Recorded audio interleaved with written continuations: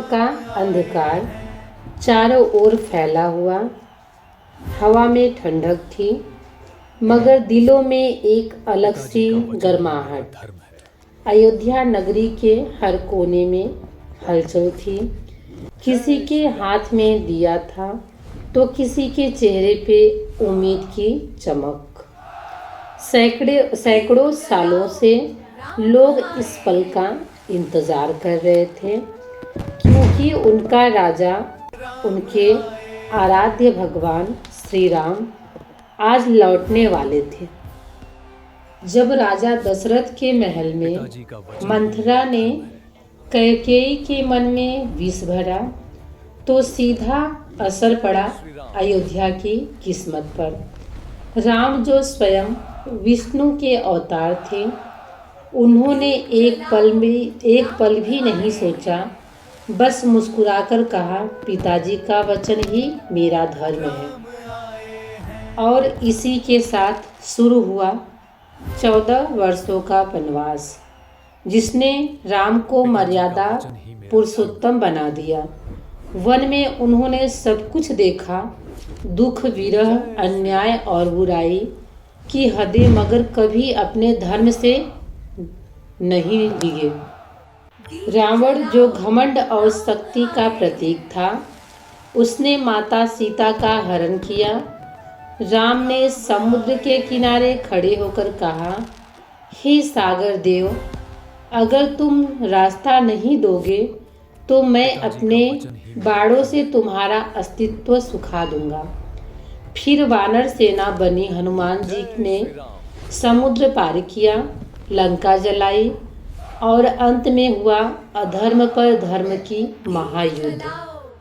रावण का वध हुआ और उस दिन दुनिया ने देखा कि अहंकार चाहे कितना भी बड़ा क्यों ना हो, सत्य और प्रेम की जीत निश्चित है।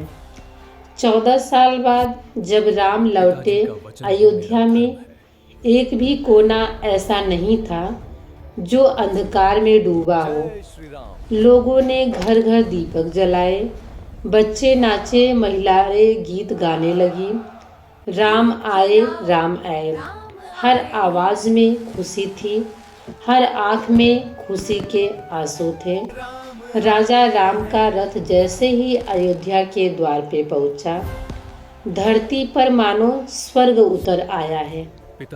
आसमान में तारे झिलमिला रहे थे और जमीन पर दीपक, हर दीपक मानो कह रहा था, अंधकार चाहे कितना भी गहरा क्यों ना हो, एक दीपक काफी है उसे मिटाने के लिए। दिवाली सिर्फ एक त्योहार नहीं, यह आत्मा की जागृति है। जिस दिन हम अपने भीतर के रावण को, क्रोध, घृणा, ईर्ष्या और अहंकार को जलाते हैं, वही दिन हमारी सच्ची दिवाली होती है। भगवान श्री राम ने हमें यह सिखाया है कि प्रकाश तभी अस्थायी होता है जब वह सच्चाई से निकले।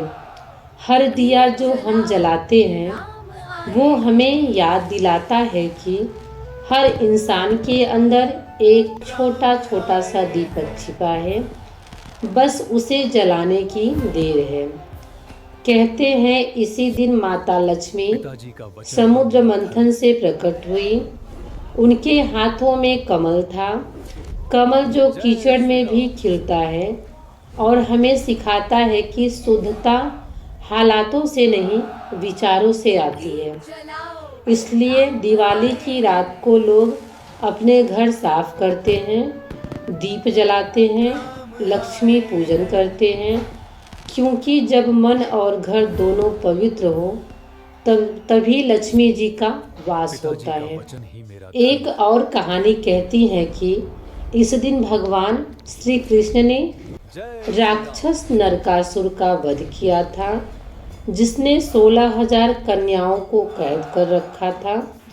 कृष्ण ने उन्हें मुक्त कराया और यही दिन कहलाया नरक चतुर्दशी, जो छोटी दिवाली के रूप में मनाई जाती है। दिवाली के अगले दिन गोवर्धन पूजा होती है। जब कृष्ण ने इंद्र को अहंकार तोड़ा था, और गोवर्धन पर्वत उठाकर अपने भक्तों की रक्षा की थी। फिर आता है भाई दूज, जब यमराज अपनी बहन यमुना के घर गए थे और उसने भाई के स्वागत में दीप जलाए। तभी से यह पर्व भाई बहन के पवित्र प्रेम का प्रतीक बना। दिवाली हर साल आती है, मगर उसका असली अर्थ तब पूरा होता है जब हम खुद किसी के लिए दीपक बन जाएं, किसी के जीवन के अंधकारों में थोड़ी सी रोशनी देना, वही असली दिवाली है।